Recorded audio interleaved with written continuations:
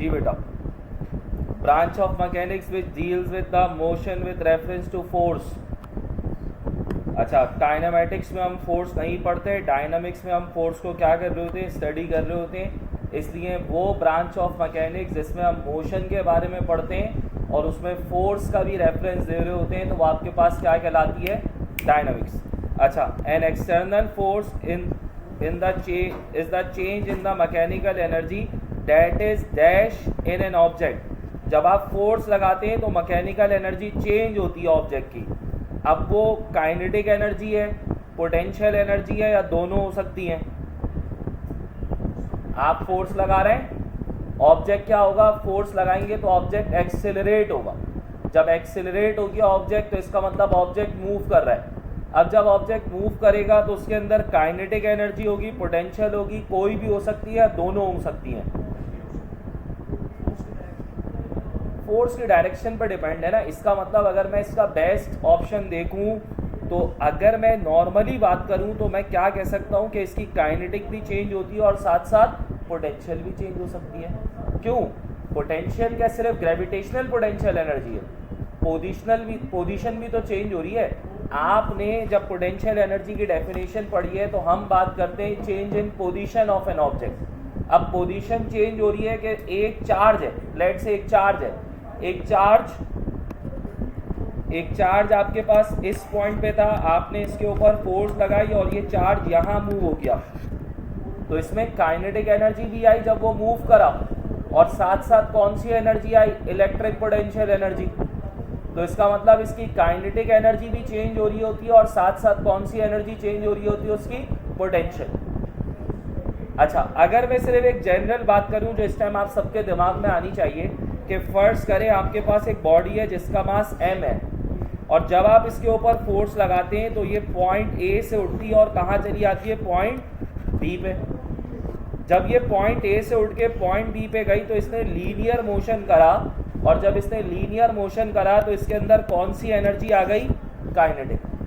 क्योंकि मुझे फोर्स की डायरेक्शन नहीं पता तो मुझे तकरीबन सारे सिनेरियोज पे गौर करना है ना। अगर मेरा ऑब्जेक्ट इस तरह था, m mass m A point पे, और वो उठने के बाद इस पॉइंट पे चला गया जो इसका B पॉइंट था, तो अब इसमें कौन सी एनर्जी आ गई, पोटेंशियल। क्या इसमें काइनेटिक एनर्जी में चेंज नहीं आएगा? आएगा। क्यों आएगा? इस पॉइंट पे काइनेटिक मैक्सिमम होगी और इस पॉइंट पे जाके काइनेटिक मिनिमम होके कौन सी एनर्जी मैक्सिमम हो जाएगी, पोटेंशियल। तो काइनेटिक एनर्जी भी चेंज होती है और साथ साथ कौन सी एनर्जी चेंज हो रही होती है, पोटेंशियल एनर्जी। तो इसका ऑप्शन इसलिए बेस्ट क्या है कि आप इसमें बेस्ट ऑप्शन मार्क करें कि काइनेटिक भी चेंज होती है और साथ साथ कौन सी एनर्जी चेंज हो रही होती है, उसकी पोटेंशियल। चैप्टर 3 निकालिएगा बेटा डायनामिक्स, तेजी से जरा लॉ पढ़ देंगे। कौन सा लॉ है, जल्दी से। Every object will remain at rest और in uniform motion on a straight line unless compelled to change its state by an external force।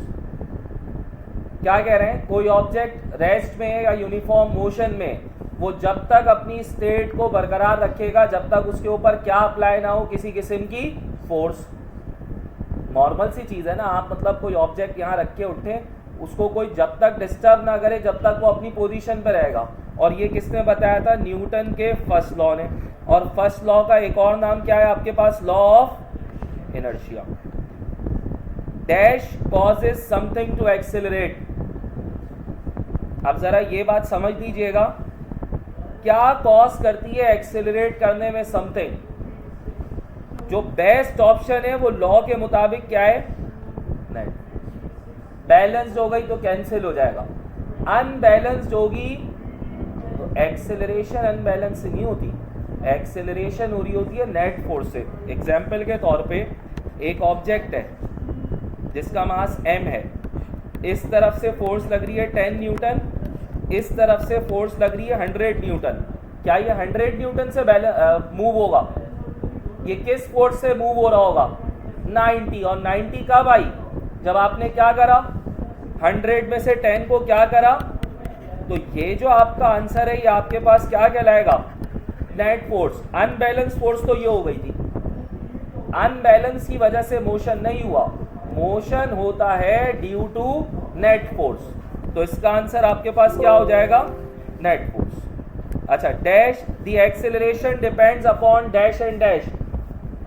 When a net force applied on an object it produces acceleration. किस चीज के inverse और direct acceleration? इसको general तौर पे समझ लेते हैं। फर्स्ट करते हैं, आपके पास एक ऑब्जेक्ट है जिसका मास 10 kg है और एक ऑब्जेक्ट है जिसका मास 10 kg। मैं इसके ऊपर फोर्स लगाता हूँ 100 न्यूटन और मैं इसके ऊपर फोर्स लगाता हूँ 1000 न्यूटन। कौन सा ज़्यादा एक्सेलरेट होगा? 1000। इसका मतलब एक्सेलरेशन उतनी ज़्यादा जितनी ज़्यादा क्या होगी? फोर्स। अब मैं क्या कर रहा हूँ, मैं फोर्स इक्वल लगा रहा हूँ। कितनी? दोनों पे मैं 100 न्यूटन लगा रहा हूँ, लेकिन एक का मास 100 kg है। अब कौन सा ज़्यादा एक्सेलरेट होगा? 10 kg। इसका मतलब एक्सेलरेशन उसमें ज़्यादा होगी जिसका मास क्या होगा? कम। मास कम होगा, एक्सेलरेशन ज़्यादा होगी।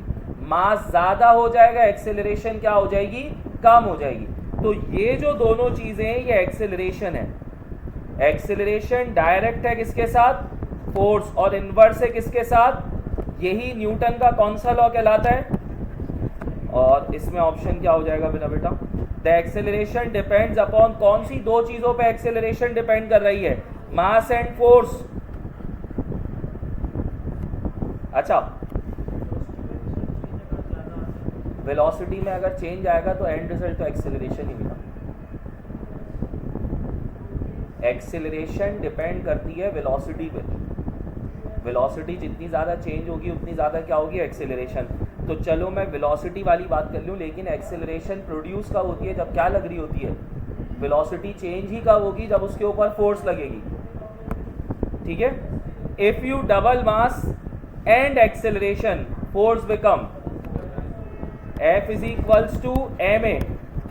अगर आप मास को भी डबल कर दें और आपसे क्या कह रहे हैं? अगर आप मास को भी डबल कर दें और एक्सेलरेशन को भी डबल कर दें, फोर्स कैसी हो जाएगी?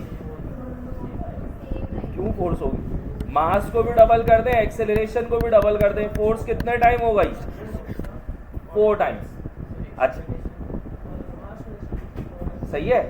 एग्जाम्पल चलो ऐसे कर लेते हैं। लेट से F is equals to ma। आपसे कह रहे हैं मास को भी डबल कर दें तो मास हो गया 2m, एक्सेलरेशन को भी डबल कर दें तो ये कितनी हो गई? 2a। 2 2 4 ma। ये ma किसका फॉर्मूला है? फोर्स का। तो फोर्स कितने टाइम्स इंक्रीज हो गई? 4 टाइम्स। तो जो आपके पास न्यू फोर्स आएगी वो ओरिजिनल फोर्स से कितना इंक्रीज हो गई? 4 टाइम्स।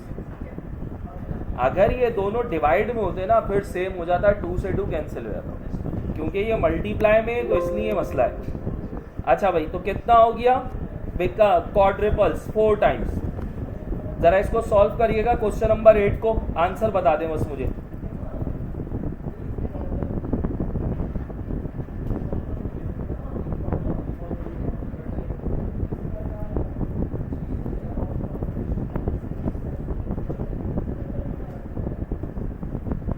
जनाब, a 30 Newton force applied on a box of mass 8.5 kilogram. What will be its acceleration? क्या फॉर्मूला यूज होगा? F is equals to ma। Acceleration निकालनी है, a बराबर हो गया किसके? F upon m। F कितनी दी हुई है? 30 और मास कितना दिया हुआ है आपको? मास दिया हुआ है आपको 8.5। जरा डिवाइड करके आंसर बताइएगा। 3.5 तो इसका आंसर हो गया। ठीक है भाई। Next, according to Newton third law every action has dash reaction, equal, opposite, either equal और ओपोजिट, इक्वल एंड ओपोजिट। उसका रिएक्शन जो होगा वो इक्वल भी होगा और साथ साथ क्या? ओपोज भी करेगा। जी बड़ा कर दो।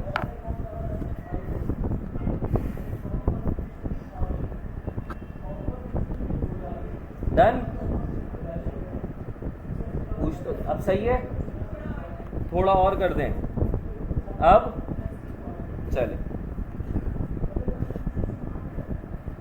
resistance of an object to hold its current state in motion is called. What do we mean by resistance? What do we mean by resistance? अगर मैं इसका सिनोनियम निकालूं तो आपको क्या मिलेगा? ओपोज, रोकना। ओपोजिशन किस चीज में? कि वो अपनी करंट स्टेट में रहना चाहता है। अगर वो मोशन में है तो मोशन में रहना चाहता है, रेस्ट में है तो रेस्ट में रहना चाहता है। ये क्या है आपके पास? इनर्शिया। न्यूटन का first law that is inertia. चलें, which of these is true for action and reaction force? क्या आंसर होगा जरा तेजी से बताइएगा।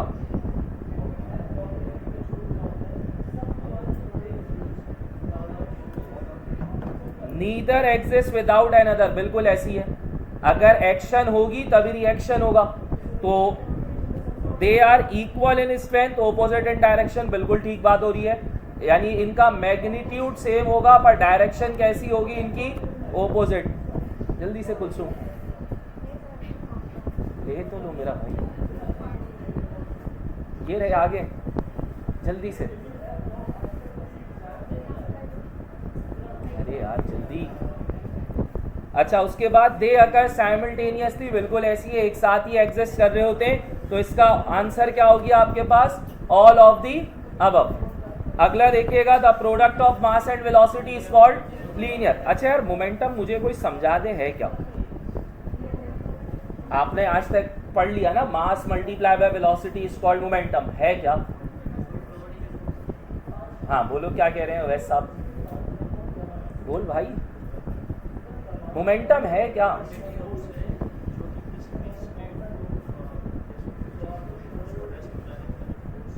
वो तो फोर्स हो गई है।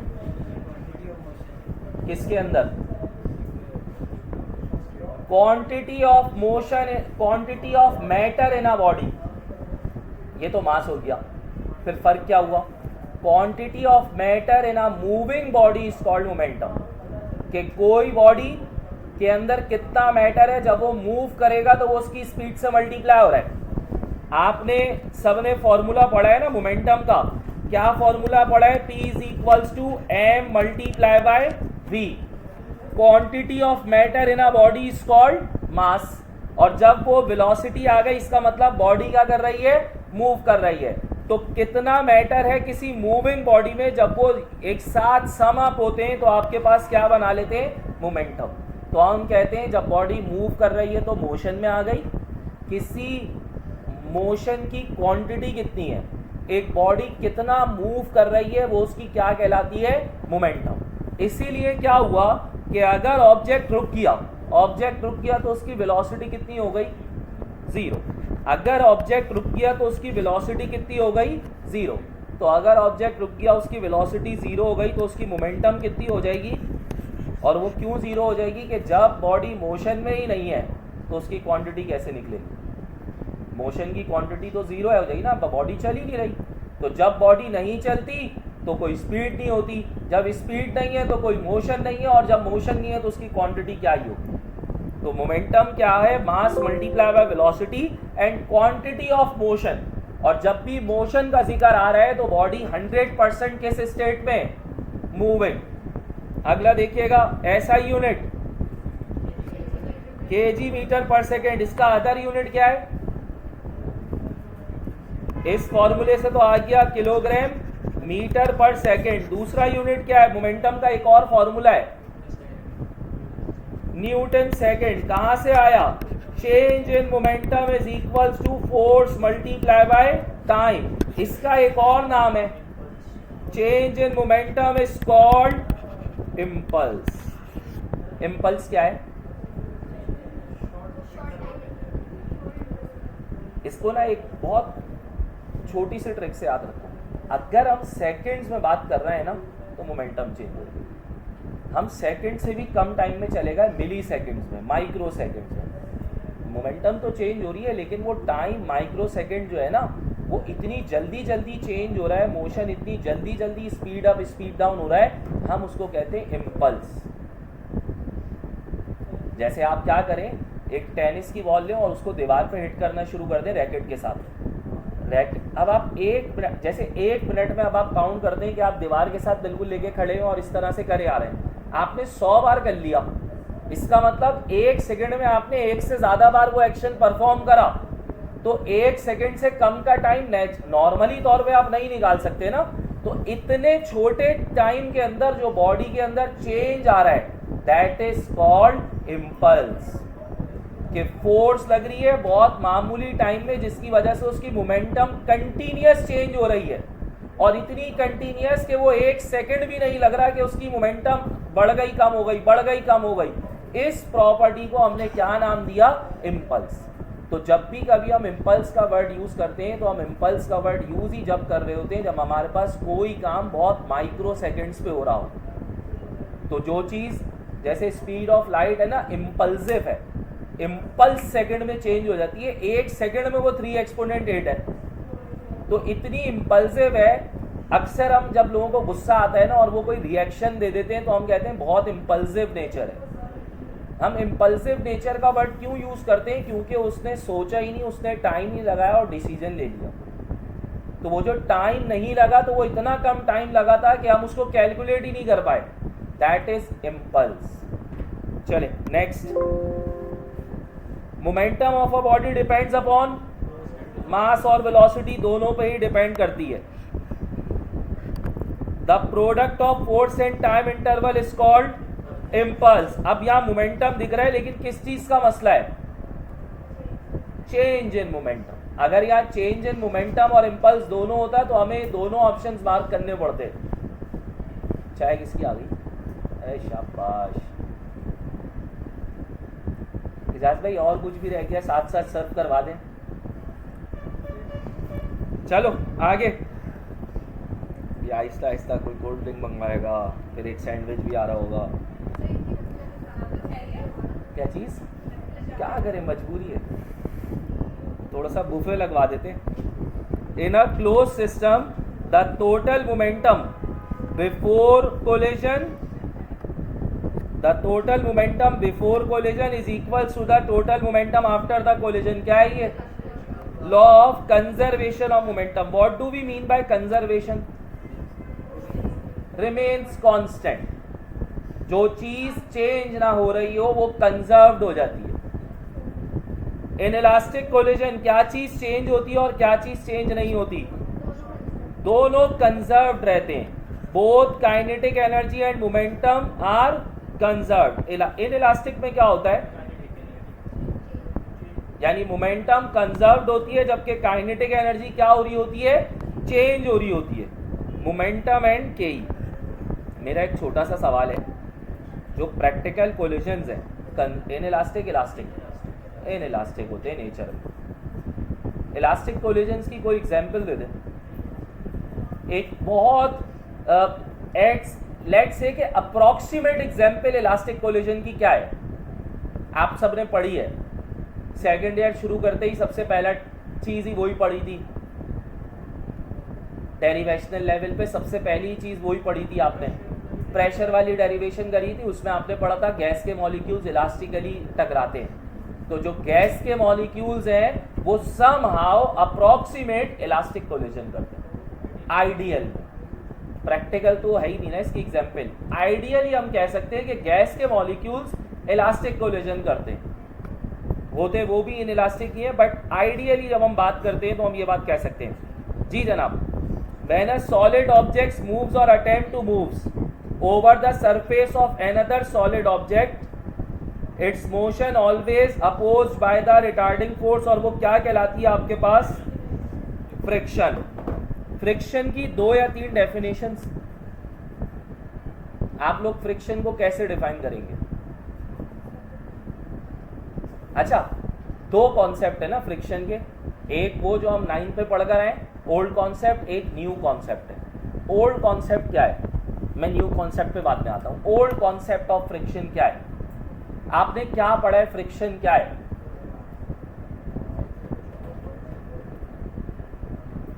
कुछ कह रहा है, मुझे आवाज आई। बोल भाई,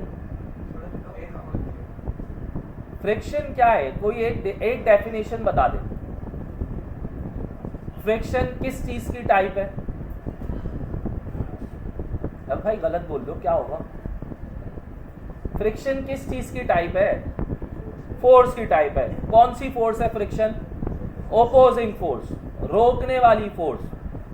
the opposing force is called friction. The resistive force acting on an object is called friction. The stopping force is called friction. Any force that slows down the object is called friction. ठीक है? The force that stops या that opposes the relative motion between two surfaces is called friction. इस definition पे चले बात करते हैं।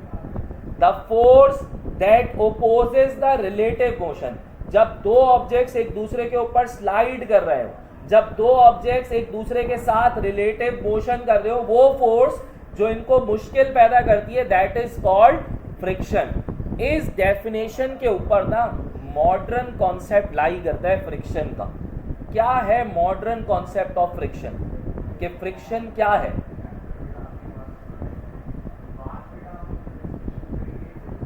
अच्छा, आप एक बात का सोच कर जवाब देना।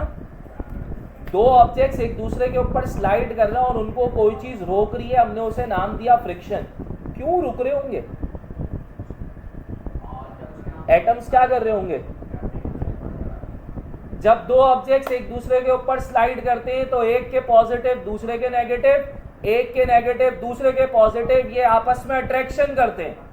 और जब ये अट्रैक्शन करते हैं तो ये इसको खींचते हैं। अब आपको इसको मूव करवाने में थोड़ी जान ज्यादा लगानी पड़ेगी, हमने उसे नाम दे दिया फ्रिक्शन। तो फ्रिक्शन का मॉडर्न कॉन्सेप्ट ये कहता है कि ये मॉलिक्यूल्स के दरमियान, सरफेस के मॉलिक्यूल्स के दरमियान अट्रैक्शन है जो उसे मूव करने से रोकती है। आपने पढ़ा है ना, वो फोर्स जो रिलेटिव मोशन को रोके। भाई क्यों रोक रही है? आप यहाँ कौन सी फोर्स लगा रहे हैं जो रुक रही है?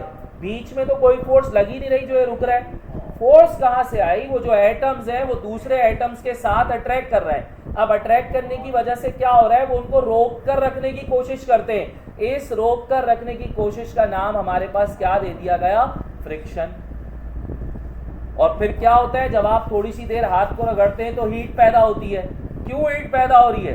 क्योंकि जब आप हाथों को रब कर रहे हैं तो ये जो हाथ के मॉलिक्यूल्स हैं ये एनर्जी गेन कर रहे हैं, और एनर्जी गेन करते हैं तो काइनेटिक एनर्जी आ जाती है और जोर से खींचते हैं। तो एक वक्त आएगा अगर आप ज़्यादा इसको रब करें, जब हाथों में हीट आना शुरू हुई और रब करते रहें तो ये छिलना शुरू हो जाएगा ड्यू टू फ्रिक्शन, क्योंकि वो मूव नहीं करने दे रहा, फिर आप ज़बरदस्ती मूव कर रहे हैं। टायर रोड पे चलते चलते ख़राब हो जाता है। क्यों भाई? अगर हम फ्रिक्शन की बात करें, टायर रोड पे जितना ज़्यादा चलेगा उतना ज़्यादा ख़राब भी होगा, छिलना शुरू हो जाता है ना। क्यों? टायर तो इतनी तेज़ी से रोड पे घूम रहा है, कोई जगह टकरा ही नहीं, टकरा रही है ना। रोड के मॉलिक्यूल जब उसको ग्रिप करने की कोशिश करते हैं और आप उसको ज़बरदस्ती आगे लेके जाएंगे तो उसका कुछ हिस्सा तो अट्रैक्ट होगा, वो आहिस्ता आहिस्ता टायर जो है ख़राब होता है। That is due to friction. चले next, the coefficient of friction क्या चीज़ है?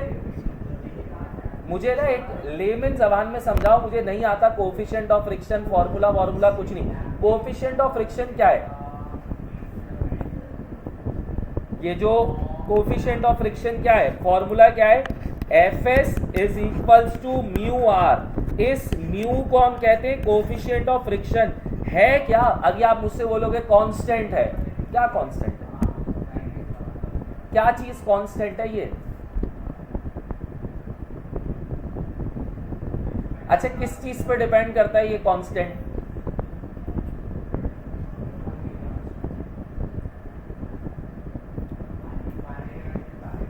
किस चीज पे डिपेंड करता है ये कांस्टेंट? कोफिशिएंट ऑफ फ्रिक्शन सबने पढ़ा है ना, कोई नई चीज नहीं है। फॉर्मूला अभी सबको याद आ जाएगा, Fs अपॉन आर, और इसका यूनिट क्या होता है? हाँ कुलसुम, क्या बोला? क्या यूनिट होता है इसका? शायद सही बोला था। क्या यूनिट होता है कोफिशिएंट ऑफ फ्रिक्शन का? फॉर्मूले से डिसाइड कर लो क्या यूनिट होता है। क्या चीज? न्यूटन पर ओम्स। मैं पूछना चाह रहा हूं ना, मतलब क्या यूनिट होता है कोफिशिएंट ऑफ फ्रिक्शन का? अल्लाह माफ करे, पहले यूनिट बताओगे उसके बाद बताओगे डायमेंशन क्या है। है? चलो यूनिट बता दो, डायमेंशन में बता दूंगा। अभी जिन लोगों ने चाय पी अगर वो थोड़ा सा आ गए वापस, क्या यूनिट होता है कोफिशिएंट ऑफ फ्रिक्शन का भाई? अच्छा, क्या कोई यूनिट होता है? यूनिटलेस है, कोई यूनिट नहीं है, कोई डायमेंशन नहीं है। कैसे यूनिट होगा? फ्रिक्शन भी न्यूटन, सरफेस फोर्स भी न्यूटन, म्यू का कोई यूनिट नहीं है। ये जो आया था ना न्यूटन पर ओम्स,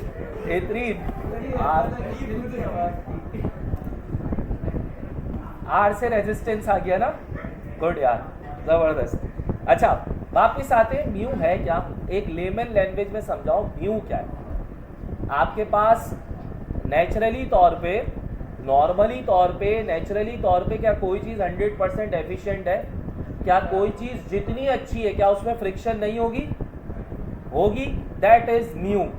नेचुरल फ्रिक्शन, किसी चीज के अंदर कांस्टेंट कुदरती तौर पे जो फ्रिक्शन मौजूद है, दैट इज कॉल्ड म्यू। यानी अगर वुड है तो वुड के अंदर जो फ्रिक्शन का कांस्टेंट है कि इतनी फ्रिक्शन होगी, दैट इज कॉल्ड म्यू। और ये डिपेंड करता है सरफेस पे कि आपकी सरफेस किस मटेरियल की बनी हुई है, उसी हिसाब से म्यू की वैल्यू आएगी। वुडन ब्लॉक का म्यू होता है 0.02। वुड में फ्रिक्शन बहुत कम होती है ना, that is due to this. Rubber की फ्रिक्शन ज्यादा है। अच्छा वापस आ जाते हैं, तो डायमेंशन क्या हो गई? No dimension. जब नो यूनिट तो नो डायमेंशन। क्या होता है? वापस आ रहा हूं मैं। हाँ भाई, कितनी टाइप्स है फ्रिक्शन की? 3। कौन कौन सी? Sliding, rolling, neutral friction. कितनी टाइप्स है फ्रिक्शन की? देखो मैं पर्सनली जानता हूं ये, लेकिन शायद आपका आंसर लगा हुआ है ये, लेकिन मैं आपसे पूछ रहा हूं कितनी टाइप्स है फ्रिक्शन की? 2। कौन कौन सी? स्लाइडिंग और रोलिंग। 3 थी, तीसरी कौन सी आ रही है? फ्रिक्शन क्या है? रोकने वाली फोर्स। गुड, 3 हो गई। एक और स्टैटिक से ही मिलती जुलती है, कौन सी? डायनामिक नहीं कहते हम उसको, कहते हैं काइनेटिक फ्रिक्शन। स्टैटिक फ्रिक्शन वो फ्रिक्शन जो किसी ऑब्जेक्ट को स्टार्ट ही ना होने दे। अच्छा अब आप लोग मुझे ये डिसाइड करके बताइएगा कौन सी सबसे ज्यादा है। स्टैटिक फ्रिक्शन एक ऐसी फ्रिक्शन जो ऑब्जेक्ट से स्टार्ट होने की एबिलिटी ही छीन ले, वो उसको स्टार्ट ही नहीं होने दे। एग्जाम्पल के तौर पे जब पंखा खराब हो रहा होता है, पुरानी कंडीशन में होता है, तो अक्सर आपने देखा होगा उसको थोड़ा सा हाथ से घुमाना पड़ता है, फिर वो घूमना शुरू कर देता है। मोटर जब खराब हो जाती है तो उसको थोड़ा सी बेल्ट को हाथ से एक आध दफा चलाते हैं, वो चलना शुरू हो जाती है। एक ऐसी फ्रिक्शन जो ऑब्जेक्ट को स्टार्ट ही ना होने दे, that is called static friction. एक ऐसी फ्रिक्शन जो चलते हुए ऑब्जेक्ट के अंदर रुकावट पैदा करे, यानी ऑब्जेक्ट चल रहा है, जैसे चेन चल रही है बाइक की, आवाज आना शुरू हो गई cut cut, that is due to kinetic friction, कि वो ऑब्जेक्ट को चलते हुए ऑब्जेक्ट को डिस्टर्ब करती है, रोकने की कोशिश करती है। स्टैटिक ज्यादा, काइनेटिक ज्यादा। मैं आपसे फिर, फ्रिक्शन क्या है? रोकने वाली फोर्स, वो ऑब्जेक्ट को चलने नहीं देना चाहती। तो स्टैटिक ज्यादा, काइनेटिक ज्यादा? स्टैटिक ज्यादा। क्यों? क्योंकि ऑब्जेक्ट चल ही नहीं पा रहा, इतनी ज्यादा उसके अंदर फ्रिक्शन आ चुकी है, रुकावट आ चुकी है कि वो चल ही नहीं पाता। काइनेटिक में ऑब्जेक्ट चल रहा है लेकिन उसमें रुकावट आ रही है ना, रुक नहीं रहा ऑब्जेक्ट। आपकी चेन रुकती नहीं है, चलती रहती है, आवाज करती रहती है। मोटर का शोर ज्यादा हो गया, क्या मोटर चलना बंद हो जाएगी? आप क्या करोगे? मोटर का शोर ज्यादा हो जाता है तो चेन में ज्यादा शोर आता है, पहला स्टेप क्या होता है? ऑयलिंग। इसका मतलब ऑब्जेक्ट तो चल रहा है ना, स्टैटिक में ऑब्जेक्ट चलता ही नहीं है। और जब हम कहते हैं ना मोटर जाम हो गई, मोटर खराब हो गई, मोटर नहीं चली, तो मैक्सिमम स्टैटिक फ्रिक्शन जब हो जाए तो हम उसको कहते हैं लिमिटिंग फ्रिक्शन, वो चलने ही नहीं देगी। मैक्सिमम स्टैटिक फ्रिक्शन आपके पास क्या कहलाती है? Limiting friction. अभी स्टैटिक फ्रिक्शन है कि मैं हाथ से पकड़ के थोड़ा सा घुमाया, वो चलना शुरू हो गया। एक वक्त आया पंखा जाम हो गया, घूम ही नहीं रहा। स्टैटिक फ्रिक्शन इतनी ज्यादा हो गई कि अब वो उसको लिमिट कर देती है, चलने नहीं देती, that is called limiting friction. तो पहली टाइप हो गई स्टैटिक, स्टैटिक बहुत एक्सट्रीम पे पहुंच जाए तो लिमिटिंग कहलाती है। दूसरी टाइप हो गई काइनेटिक। तीसरी आप लोगों ने बताई स्लाइडिंग क्या होती है।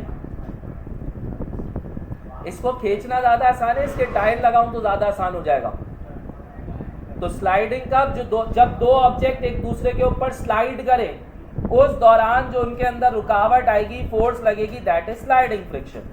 और रोलिंग का जब आप व्हील्स के थ्रू किसी चीज को खींचने की कोशिश करें तो जो थोड़ी बहुत रुकावट फेस होती है, that is called rolling friction. सबसे ज्यादा कौन सी? दूसरे नंबर पे स्लाइड, और तीसरे पे काइनेटिक, और सबसे कम कौन सी? Rolling friction. तो ये आपने याद रखना है। स्टैटिक मैक्सिमम ऑब्जेक्ट को चलने ही नहीं देगी, स्लाइडिंग में ऑब्जेक्ट मुश्किल से मूव करता है, काइनेटिक में ऑब्जेक्ट चल रहा है, उसमें थोड़ी बहुत रुकावट है, और रोलिंग सबसे इजी होती है, सबसे कम फ्रिक्शन रोलिंग है। इसीलिए जब हम बात करते हैं मेथड टू रिड्यूस फ्रिक्शन, तो हम ये वाली बात कर रहे होते हैं कि ऑयलिंग कर दें, बॉल बेयरिंग्स लगा दें, व्हील लगा दें, फ्रिक्शन रिड्यूस हो जाएगी।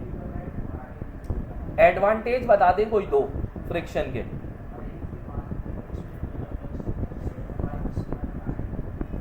ग्रिपिंग में हेल्प करती है, आपको चलने में मदद करती है। क्यों? अगर फ्रिक्शन नहीं हो, आप पैर रखो, फोर्स लगे, आपका पैर तो आगे निकल जाएगा, ग्रिप ही नहीं होगी, आप चल ही नहीं सकते।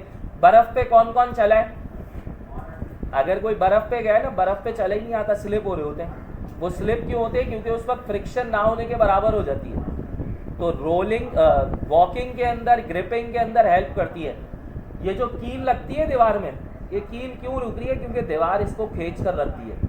तो नेल जो वॉल्स में लगी हुई है, that is due to friction. आप कोई चीज अगर लटका सकते हैं ना दीवार पे, वो उसकी फ्रिक्शन की वजह से। नेल दीवार में लगी हुई है, वो तो ऐसे नीचे आ जाए नहीं, दीवार उसके ऊपर फ्रिक्शन लगा के उसको रोक के रखती है। डिसएडवांटेजेस बहुत सारे। डिसएडवांटेजेस, हाथ रगड़े सबसे ज्यादा क्या प्रोड्यूस होना शुरू हो जाएगी? हीट, एनर्जी वेस्ट हो रही है आपकी। मशीन के अंदर अगर ज़्यादा मुश्किल से चलेगी मशीन, तो मशीन को ज़्यादा जान, ज़्यादा पावर लगानी पड़ेगी, हीट वेस्ट हो रही है आपकी। नॉइज़, चेन की आवाज़, मशीनों की ज़्यादा आवाज़ आना, नॉइज़ पॉल्यूशन क्रिएट करती है। ठीक है भाई, वापस आ जाएं। The coefficient of friction is, ज़रा इसका आंसर तो दे दें। चले मैं आपको एक फॉर्मूला याद दिला देता हूँ, आपने डेरिवेशन करी थी, tan theta is equals to, तो किस चीज का टेंजेंट है? Coefficient of friction is tangent of angle of friction. अच्छा, एक बात और याद दिला देता हूं, थीटा आपके पास कहलाता है एंगल ऑफ फ्रिक्शन, और म्यू किसका यू किसका एंगल था आपके पास? थीटा था एंगल ऑफ फ्रिक्शन, यू किसका एंगल था? अच्छा, यू भी था और ए भी यूज हो रहा था, ये किसका एंगल था? वहीं पढ़ा था फ्रिक्शन के साथ कुछ, angle of repose, angle of repose. चले भाई वापस आइएगा। The relation between angle of friction and angle of repose is,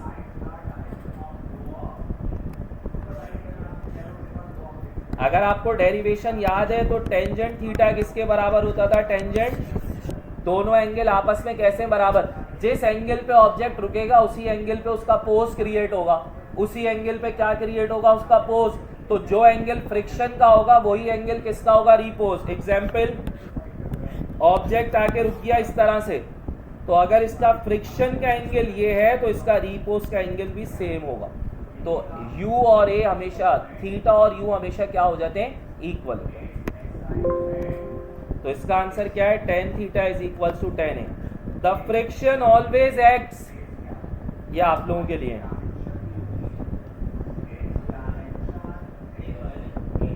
हाँ भाई, कौन सा?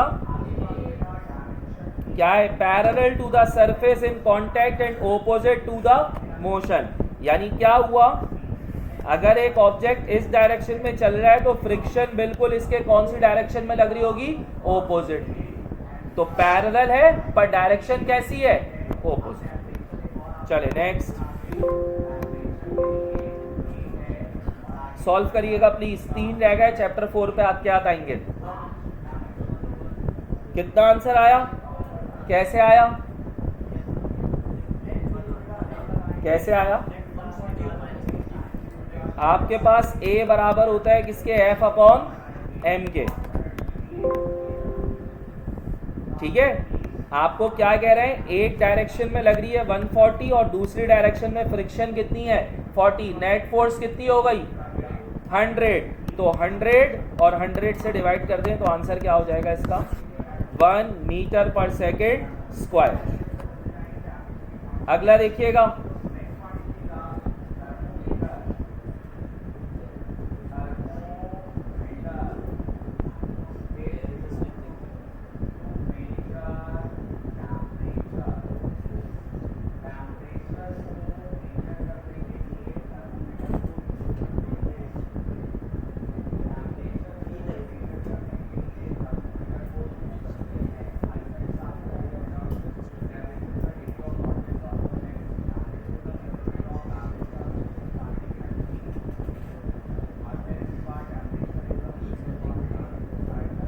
हाँ भाई 25 में क्या आएगा, a ball falls freely towards the earth if the action force is earth pulling down on the ball, the reaction force is, ये लाइट क्यों खोल रहा है?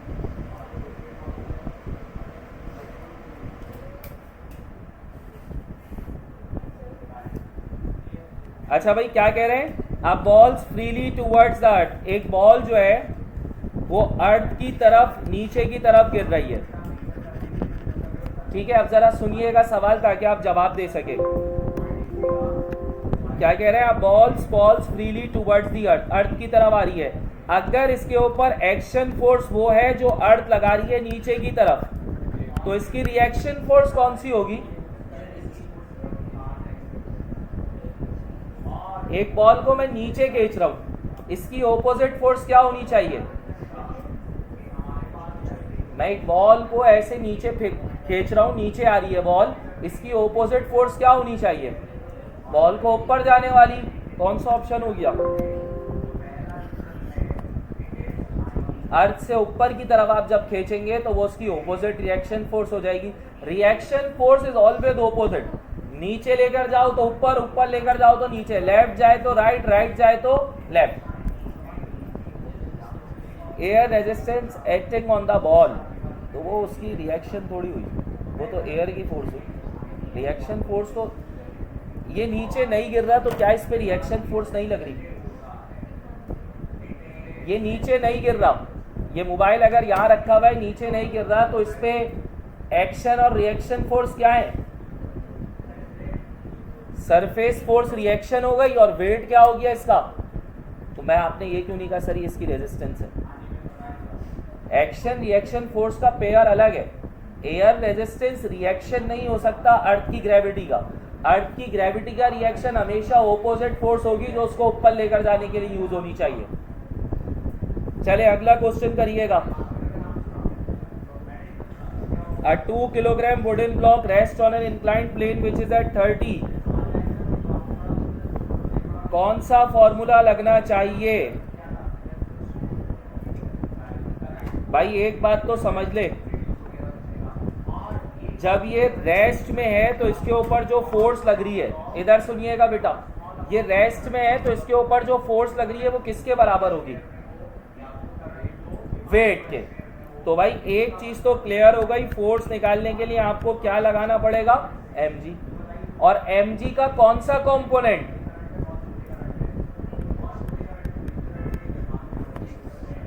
Sine theta.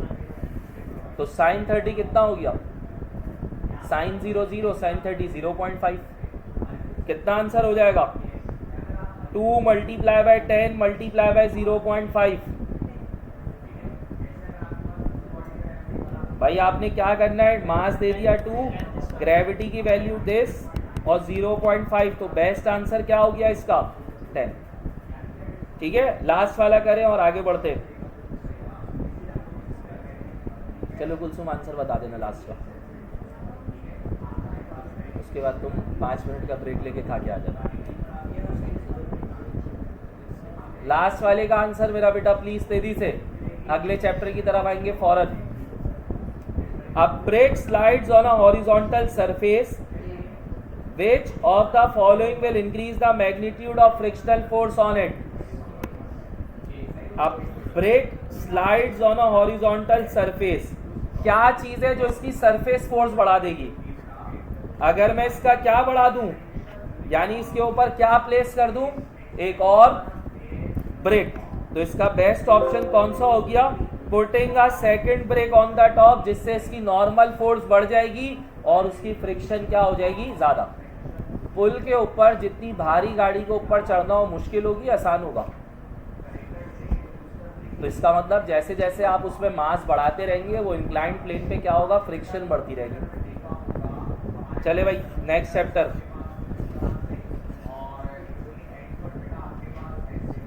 The kinetic equation for rotational motion are derived under। अच्छा, chapter 4 है rotational and circular motion. Circular motion जब हमने पढ़ा था तो एक specific type of circular motion पढ़ा था, कौन सा? Uniform circular motion. अब अगर यूनिफॉर्म सर्कुलर मोशन हम पढ़ रहे हैं तो इसका मतलब वेलोसिटी कैसी होनी चाहिए? वेलोसिटी कैसी होनी चाहिए? यूनिफॉर्म। एक्सीलरेशन कैसे पैदा हो गई? चेंज इन डायरेक्शन। वेक्टर क्वांटिटी है वेलोसिटी, दो चीजें होती हैं, मैग्नीट्यूड और डायरेक्शन। मैग्नीट्यूड तो सेम हो गया, डायरेक्शन तो चेंज हो रही है ना, और जब डायरेक्शन चेंज हो रही है तो उसकी एक्सीलरेशन उसके अंदर पैदा होगी। तो पहला आंसर आपका क्या होगा? The kinematic equation for rotational motion are derived under variable acceleration, constant acceleration, uniform velocity, non uniform velocity. अगर वेरिएबल एक्सेलरेशन पे होंगी ना तो कहानी खराब हो जाएगी, फिर S is equals to v multiply by t, कोई फॉर्मूला नहीं है, क्योंकि एक्सेलरेशन तो आ ही नहीं रही। फिर उसमें आपने अभी खुद ही तो बोला the spinning of earth is an example of. Earth का स्पिन किसकी एग्जाम्पल है आपके पास? Rotational motion. The SI unit of rotations, यहाँ रोटेशनल मोशन नहीं आना चाहिए, यहाँ रोटेशंस आना चाहिए। रोटेशंस किस में लेते हैं आप लोग? रेडियंस। किस में लेते हैं? 1 radian is about 57.3 degrees, that is equals to 57। क्या फॉर्मूला है एंगुलर डिस्प्लेसमेंट का? आपने एक फॉर्मूला पढ़ा था, S is equals to r theta. Theta आपके पास एंगुलर डिस्प्लेसमेंट है, तो theta is equals to S upon are.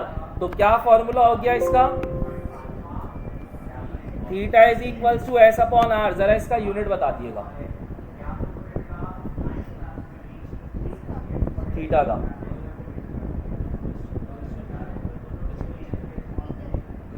Metre. Good. और कोई? दोनों डिस्टेंस है ना, एक आर्क लेंथ है डिस्टेंस है, दूसरा रेडियस है डिस्टेंस है, मीटर अपॉन मीटर। और हम थीटा किस में लेते हैं? हम पर्सनली तौर पे एंगल किस में मेजर करते हैं? डिग्रीज और रेडियंस। चलिए आगे बढ़िएगा।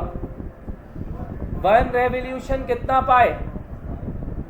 2 पाए। एक रेवोल्यूशन का मतलब हो गया मेरा बेटा एक कंप्लीट सर्किल। एक कंप्लीट सर्किल का मतलब हो गया 0, 90, 180, 270 और कितना? 360। ये होगा डिग्रीज में। अब आते हैं रेडियंस में। रेडियंस 0 के बाद हाफ यानी कि पाई बाई 2, फिर वो 1 यानी कि पाई, फिर 1.5 यानी कि 3 पाई बाई 2, और फिर कितना रेडियन हो गया पूरा? तो जब एक दफा सर्किल घूमेगा तो कितने रेडियंस बनाएगा आपके पास? 2 pi radians. 1 revolution is equals to 2 pi radians. 1 revolution is equals to 360 degrees. अगला पढ़िएगा, अगला सॉल्व करिएगा। The dimension of revolution, it has no dimensions.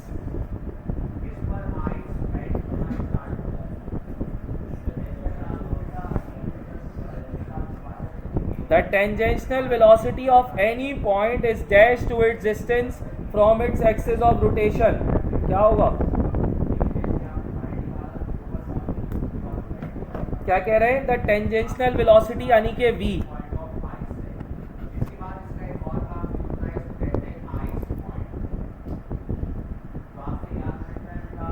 तो भाई v to its distance from axis of rotation. यार ये किस चीज की बात हो रही है, कौन सा डिस्टेंस है?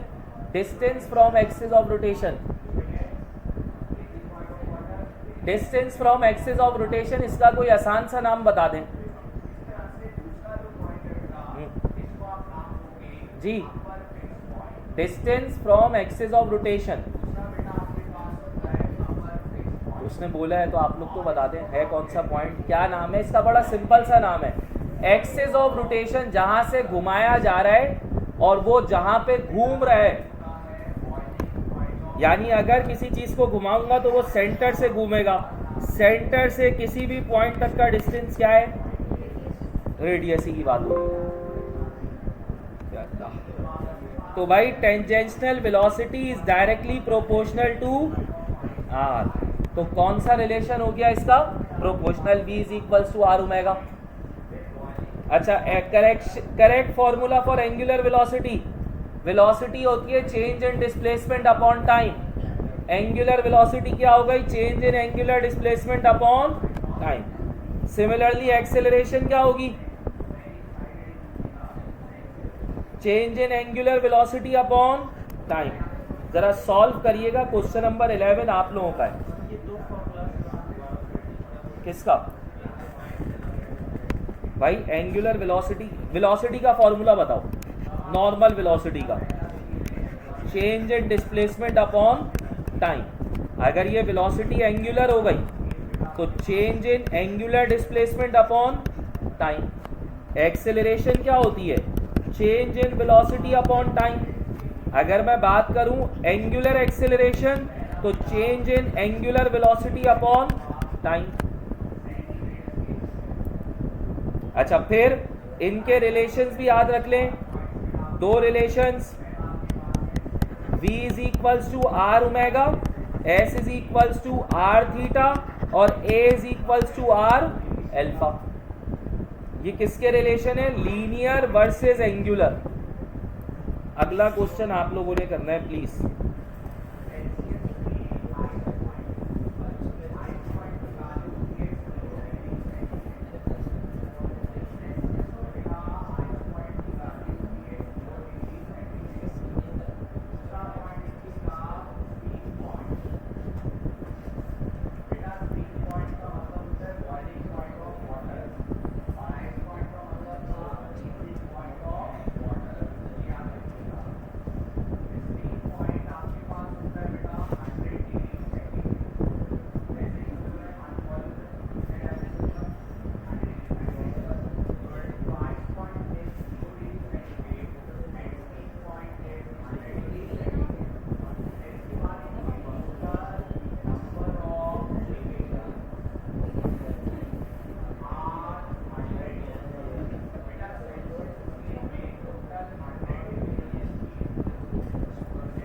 आपने थोड़ी सी मैथ्स करनी है, डिवाइड कर दे जरा इसको। फॉर्मूला क्या क्या करूँ इसको आंसर निकालने के लिए? A motorcycle wheels turn 3620 times while being ridden for 6.50 minutes. आपको क्या निकालनी है? रेवोल्यूशन पर मिनट में एंगुलर स्पीड। जितनी बार घूमा है, जितनी देर के लिए घूमा है, डिवाइड कर दो। कितना आंसर आया? क्यों, क्या कह रहे हैं? 3620 डिवाइडेड बाय, किससे डिवाइड हो रहा है? 6.50। सबसे पहले तो भाई मैं ये कर लेता हूँ कि मैं इसको ना नीचे वाले नंबर को 5 का टेबल बना देता हूँ। 65 मल्टीप्लाई बाय 10 की पावर 1 और ऊपर क्या आ गया 3620। अब 5 1 ज़ा 5, 5 3 ज़ा 15, 5 7 ज़ा 35 और फिर क्या आ जाएगा 5 2 ज़ा 10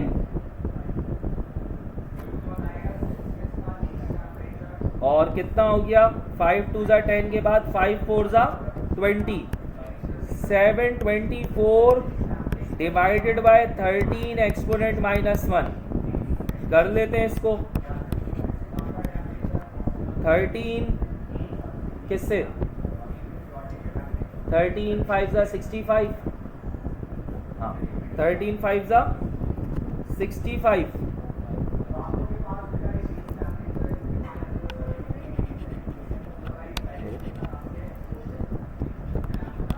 13 5 ज़ा 65, यहाँ कितने बचे 74, 13 5 ज़ा 65। अब कितना बचा 9, पॉइंट लगाते और 0 लगा देते हैं तो कितना हो जाएगा 13 6 ज़ा 78, 13 6 ज़ा 78, फिर बचा 12। तो खैर ये क्या हो गया ज़रा देखिएगा 55.6 डिवाइडेड बाय किससे डिवाइड हो रहा है 13 खत्म हो गया, नीचे क्या बच गया 10 की पावर -1, 10 की पावर -1 ऊपर आएगा तो क्या हो जाएगा +1। तो डेसिमल एक दफ़ा आगे ले जाए, तकरीबन कितने रेवोल्यूशन हो गए 556, करीब करीब कोई आंसर है इसके। ठीक है भाई। Next, the acceleration causing force directed towards the centre, वो फोर्स जो सेंटर से लग रही हो कौन सी सेंट्रिपिटल फोर्स। अगला,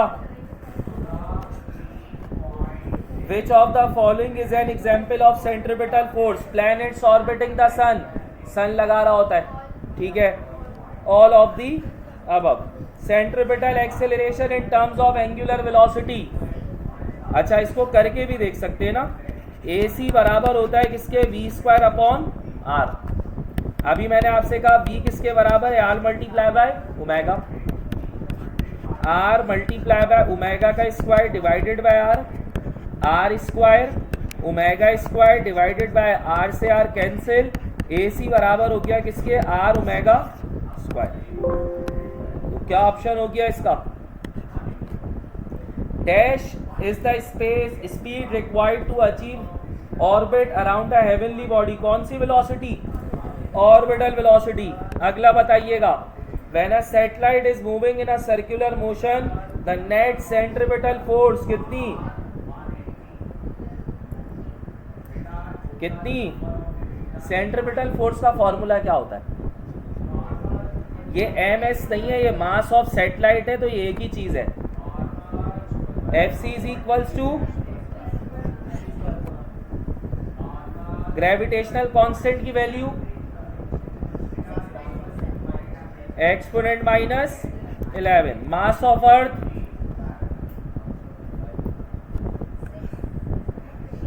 5.98 या 6। अच्छा भाई, इसको कैलकुलेट करने के लिए अब चाहिए कैलकुलेटर। क्या चीज़, सन का होता है 2 एक्सपोनेंट 30, अर्थ का तो होता है 6 एक्सपोनेंट 24 kg। इसको सॉल्व करने के लिए कैलकुलेटर चाहिए। मुझे सिर्फ इसका फॉर्मूला बता दें, आपको क्या निकालनी है, स्पेस स्टेशन की ऑर्बिटल वेलोसिटी। ऑर्बिटल वेलोसिटी का फॉर्मूला क्या है, बोलो।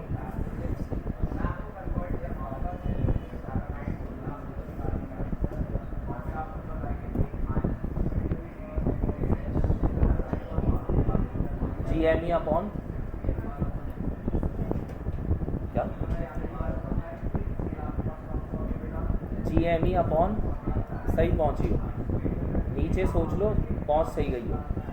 कोई फॉर्मूला बताएगा ऑर्बिटल स्पीड ऑर्बिटल वेलोसिटी का। हाँ, GME तक इसने सही बोला है। GME के नीचे क्या आएगा, अगर स्क्वायर लगा दूंगा तो फोर्स का फॉर्मूला है वो, Gm1 m2 upon r square, वो फोर्स का फॉर्मूला है। सिर्फ h, क्या चीज़ आर प्लस एच। और क्या फॉर्मूला इसका, v is equals to under root G M E upon R E plus H.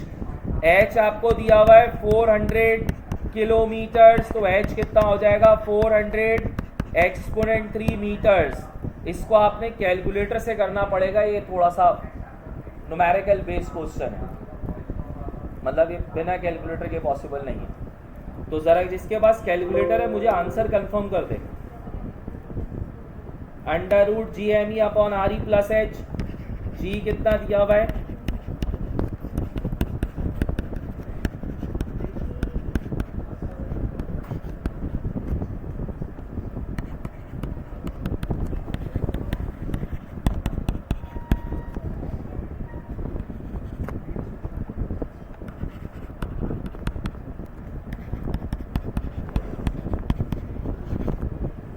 कितना आया आपके पास v,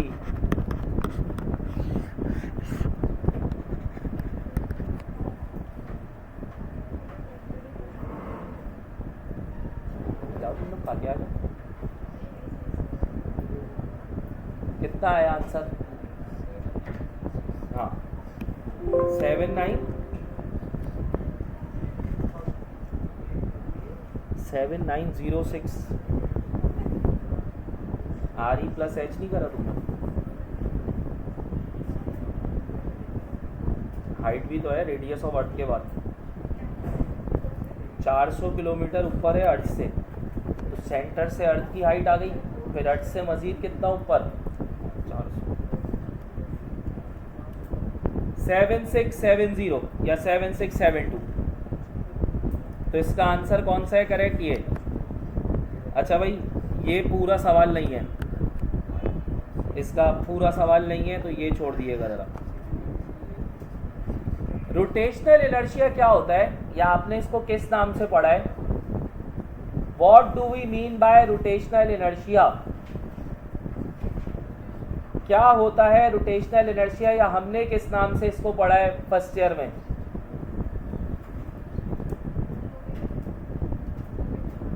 movement of, movement arm अलग चीज है, मूवमेंट ऑफ, कंप्लीट कर लो, लिखा हुआ है सवाल के अंदर ही, मूवमेंट ऑफ व्हाट, इनर्शिया।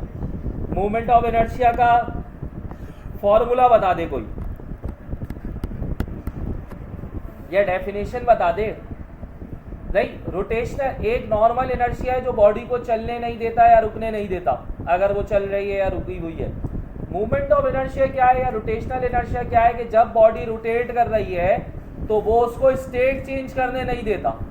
अब इसका फॉर्मूला क्या है, the sum of product of I is equals to sum of product of mass and their distance, I is equals to mr। फिर इसके डिफरेंट शेप के अलग फॉर्मूले थे, सिलेंडर का अलग था, स्फीयर का अलग था, हॉलो सिलेंडर का अलग था। अगर मैं सिर्फ एक रिवीजन याद करा दूं तो एक फॉर्मूला था 1/2 mr², एक फॉर्मूला था 1/2 m a प्लस b का स्क्वायर, और एक फॉर्मूला और था 2/5 mr²। काम के कौन से, एक ये वाला सिलेंडर और ये किसका था, स्फीयर, और ये क्या है, movement of inertia from centre point. ठीक है, तो ये फॉर्मूले याद रखने हैं आप लोगों ने। क्या करें, the rotational inertia of the wheel about it axle does not depend upon, क्या नहीं आ रहा है इसके फॉर्मूले में, एम आर आ रहा है ना, अच्छा mr² था, क्या नहीं आ रहा है इसके फॉर्मूले में, मास और रेडियस। तो क्या आएगा, डिस्ट्रीब्यूशन ऑफ मास पे डिपेंड कर रहा है, मास पे डिपेंड कर रहा है, डायमीटर पे डिपेंड कर रहा है, किस पे डिपेंड नहीं कर रहा। अब अगर कोई मुझसे ये कहे कि फॉर्मूले में डायमीटर नहीं था, तो फॉर्मूले में क्या था, और रेडियस किससे आएगा, ये mr² का सीधा सीधा है। राइट 23 देखिएगा, if angular velocity increases both angular velocity and angular acceleration will be,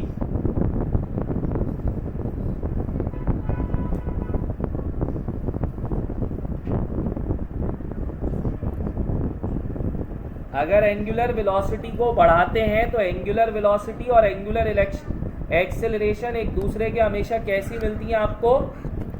यार इसको कर लो ना, इसका फॉर्मूला क्या है? I is equals to M R one plus, अच्छा ऐसे कर लेते हैं जो मैंने अभी आपको फॉर्मूला बताया,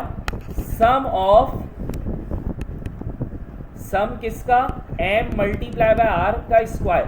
सम का मतलब क्या है? दोनों को क्या करना पड़ेगा? प्लस।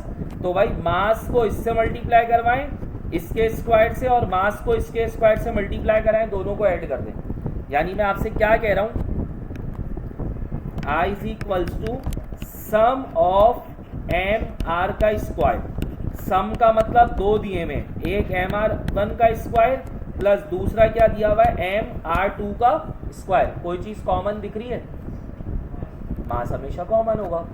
तो मैं इसको कैसे लिख सकता हूं? एम आर वन का स्क्वायर प्लस आर टू का स्क्वायर। जरा सॉल्व करिएगा। एम थ्री 0.4 का स्क्वायर प्लस 0.6 का स्क्वायर कितना हो गया?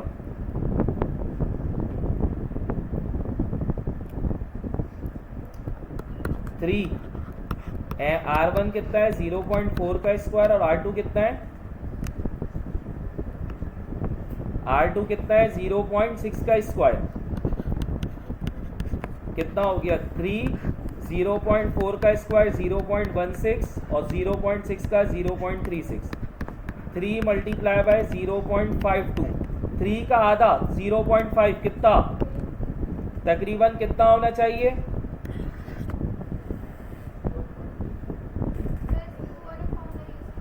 कौन सा वाला? सीधा सीधा ये हॉलो साइलेंडर वाला ये है। तो अगर आप गौर से देखो तो हाँ, हॉलो साइलेंडर वाला इसलिए यूज़ नहीं हो रहा है कि इसमें आपको दी हुई है कंडीशन कि हॉलो साइलेंडर का मास 3 किलोग्राम है, इनर रेडियस भी दिया हुआ है, आउटर रेडियस भी दिया हुआ है। यानी आपको सेंटर एक्सिस से ही पूछा गया है। अगर आपको हॉलो साइलेंडर के अंदर का कह देते ना, फिर वो आप वाला लग रहा होता। चले आगे बढ़िएगा प्लीज़। आए हाय, एंगुलर मोमेंटम क्या होता है? फॉर्मूला बता दो एंगुलर मोमेंटम का। जो यहाँ लिखा हुआ है वो नहीं, जो आप लोगों ने सबसे पहले पढ़ा था वो। The cross product of linear momentum and position vector R. तो आपने जो फॉर्मूला पढ़ा था वो क्या था? L is equals to R cross P। अब आ जाए क्रॉस प्रोडक्ट हटाएंगे तो क्या आता है आपके पास? तो R मल्टीप्लाई बाय P, और कौन सा आ गया? Sine theta. Linear momentum P किसके बराबर होता है? mv। तो L is equals to R mv sine theta. तो L is equals to mv R sine theta. अगर थीटा 90 डिग्री पे हो जाए तो साइन थीटा 1 हो गया। तो L का फॉर्मूला क्या होता है? mv R। तो ये इसके फॉर्मूले हैं। तो अब आप डिसाइड कर लें कौन सा आ गया। फर्स्ट वाला। एंगुलर मोमेंटम मैक्सिमम कब? साइन थीटा आ रहा है 90 पे। Law of conservation of momentum states that, भाई ये मोमेंटम नहीं है, ये एंगुलर मोमेंटम आएगा पूरा। Law of conservation of angular, कोई चीज मूव कर रही है सर्किल में तो उसके ऊपर क्या अप्लाई करनी पड़ेगी? टॉर्क। फोर्स लगाएंगे तो टर्निंग इफेक्ट आ गया। Turning effect of force is called torque. तो इसका मतलब एंगुलर मोमेंटम पे, एंगुलर मोमेंटम कब होगी? जब उसके ऊपर क्या लग रहा होगा? टॉर्क। अगर किसी किस्म का टॉर्क अप्लाई ना हो तो एंगुलर मोमेंटम हमेशा कैसी रहेगी? सेम। तो इसका आंसर क्या है? Torque. Dash is the tendency of force to turn और twist. Torque. Torque which produces clockwise rotation are taken as, clockwise positive होता है, एंटी क्लॉकवाइज पॉजिटिव होता है? पक्का आप बताएं। Clockwise positive, anti clockwise negative. Torque is dash is directed outward from the paper and dash if directed inwards from the paper. चले भाई, अब ये कैसे डिसाइड करेंगे हम? Torque if directed outward positive, बाहर आ रहा है तो पॉजिटिव और अंदर की तरफ जा रहा है तो negative. Torque is the dash of movement arm and force. अच्छा इस पे आओ, torque which produces clockwise rotation. Vectors याद करो, क्लॉकवाइज जा रहे थे आई जे के जब पॉजिटिव था, एंटी क्लॉकवाइज जा रहे थे जब पॉजिटिव था। सिर्फ याद दिलाने के लिए, क्योंकि मैं रेफरेंस दे रहा हूं, क्योंकि वो चीज तो सबने याद रखनी है ना। आई जे के कब पॉजिटिव था, जब इस डायरेक्शन में जा रहा है। ये क्लॉकवाइज है एंटी क्लॉकवाइज है, तो टॉर्क भी एंटी क्लॉकवाइज पॉजिटिव होता है और क्लॉकवाइज क्या होता है, नेगेटिव। कहाँ गया, एंटी क्लॉकवाइज पॉजिटिव और क्लॉकवाइज नेगेटिव। अच्छा ये आपकी बुक में लिखा हुआ है ऐसा, हकीकतन आपकी मर्जी, आप क्लॉकवाइज लें एंटी क्लॉकवाइज लें। अगर क्लॉक पॉजिटिव लेंगे एंटी क्लॉक नेगेटिव हो जाएगा, एंटी क्लॉक नेगेटिव लेंगे तो क्लॉक पॉजिटिव हो जाएगा। ये बात याद रखिएगा कि जब आप अभी आगे जाके पढ़ेंगे ना फिजिक्स डिटेल में, तो आपसे खुद ही वो कहा जाएगा कि take as per your instant. आगे जाके पढ़नी है फिजिक्स, पढ़नी है 100%। केमिकल इंजीनियरिंग नहीं करो तो शायद बचत हो जाए। हाँ तो भाई फिजिक्स है, अभी आपको मैथ्स पढ़नी है। Basic integration, derivative, probability, statistics, log, logarithm और ये क्या नाम है एक्सपोनेंशियल, सब पढ़ना है आपने। एक एग्जाम्पल के तौर पे ना, आप डॉक्टर बन गए, आपको इंशाल्लाह ताला इंशाल्लाह सब बने इंशाल्लाह, आपको डॉक्टर बन गए। आप डिसाइड करते हैं ना डॉक्टर के दिन में एक देनी है, रात में एक देनी है, या दिन में 2 देनी है। क्या है ये, डोज डिसाइड करना। ये डोज डिसाइड किस पे होती है, स्टैटिस्टिक्स पे नहीं। अच्छा ठीक है, ये डिसाइड होती है बेटा स्टैट्स पे, कि आपने ये दवाई जब टेस्ट करी थी तो आपने इस उम्र के लोगों को दी थी, तो उसका रिएक्शन कितने टाइम में आया, दैट इज स्टैटिस्टिक्स। और ये स्टैटिस्टिक्स कंबाइन होती है इंटीग्रेशन से। आपको पढ़नी है फिजिक्स भाई, किसने का फिजिक्स नहीं पढ़नी। केमिस्ट्री ज़्यादा है, फिजिक्स पढ़नी है। फिजिक्स से जान नहीं छूट सकती आप लोगों की। आपका ब्लड प्रेशर मेजरमेंट फिजिक्स का टॉपिक है, heart beat measurement, electrical signal, सारे फिजिक्स के टॉपिक्स हैं। अगर आप लोगों को ये लग रहा है ना this is the end, this is the start, and तो आप लोगों का होगा 5 साल बाद जब आप डिग्री लेके निकल जाओगे इंशाल्लाह, फिर होगा आपका एंड। फिर तो एक नई चीज़ होगी ना, फिर पढ़ाई से थोड़ा सा जान छूटेगी। Within 6 months, for the 6 month जान छूटेगी ना, डिसाइड करने के लिए कि आप कहाँ पढ़ना है मुझे। तो अगर आपको ये लग रहा है कि this is the end, this is the start, चले आगे बढ़िएगा, सॉल्व करके आंसर बता दें। अच्छा इसमें फोर्स ही दी हुई, एक चीज बता दूं, इसमें फोर्स ही दी हुई, इसकी फोर्स की वैल्यू 10 है, तो 10 5 से क्या हो जाएगा 50। 31 the torque will be greater, torque का फॉर्मूला आर क्रॉस एफ। अगर एफ बढ़ाओगे और आर बढ़ाओगे तो टॉर्क भी क्या होगा, बढ़ेगा। तो both magnitude of force and movement arm are greater. अच्छा rotational equivalent of Newton second law,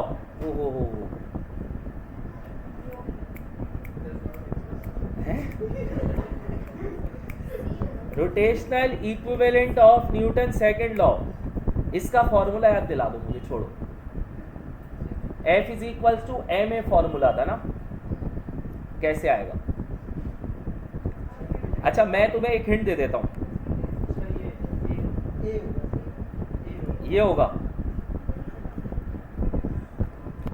यही होगा। क्यों होगा मैं बता देता हूं। यहां लिखा हुआ है टॉर्क, यहां लिखा हुआ है आई, और यहां लिखा हुआ है क्या चीज, एल्फा। आई बराबर किसके होता है, एम आर एल्फा के, लेट से, ठीक है। और इस तरफ ले आओ, अगर आर को इस तरफ ले आओ तो इस तरफ क्या हो जाएगा, M alpha divided by torque divided by distance. क्या ये बन रहा है formula, I is equals to M R square multiply by alpha. चलो मैं अगर तुम्हारी बात मान लूँ ये एक्सेलरेशन है, और ये भी मान लूँ कि ये तुम्हारे पास मास आ गया, फोर्स का है। अच्छा फोर्स भी है, गौर से देखो। चलो अब मैं तुम्हें पूरी चीज़ समझा रहा हूँ, यहाँ से आओ। फोर्स आ गई, अगर तुम लोग थोड़ा सा गौर करते तो। खैर यार इसका इरेजर काम नहीं कर रहा आज। देखो भाई, एम आर स्क्वायर एल्फा का क्या फॉर्मूला है अभी बताया, a is equals to alpha किसके बराबर हो गया, ए अपॉन आर। एक आर से एक आर कैंसिल, टॉर्क बराबर हो गया किसके, M R multiply by a. R multiply हो रहा है इधर आएगा तो torque upon R is equals to M multiply by a. Newton second law बन गया। लेकिन एक मसला है, दूसरी तरफ क्या चाहिए होती है, किसके बराबर होता है एम। तो यहां क्या आ रहा है, टॉर्क अपॉन आर क्या है, फोर्स के बराबर है, बिल्कुल है। Torque is equals to F multiply by R. अगर मुझे एफ निकालने, आर मल्टीप्लाई हो रहा है उधर जाएगा तो टॉर्क अपॉन आर किसके बराबर हो गया, तो भाई F is equals to m किससे निकलता है, torque is equals to I multiply by alpha. Rotational equivalent है ये इसका, ये चेक कर लो, ये डेरिवेशन तुम लोग पढ़ के आए हो। अरे अभी फर्स्ट ईयर में बेटा, 9th में, ओहो शिट साल हो गया, सही जा रहे हो। चले आगे बढ़िएगा, ये भी अच्छा उसका ही सवाल है कैलकुलेटर वाला। For a curve part dash is greater than dash, distance ज्यादा होगा किसके मुकाबले, लास्ट वाला भी आप लोगों ने कैलकुलेटर से करना है। तो आपका चैप्टर 3 चैप्टर 4 यहाँ पे ख़त्म हो गया।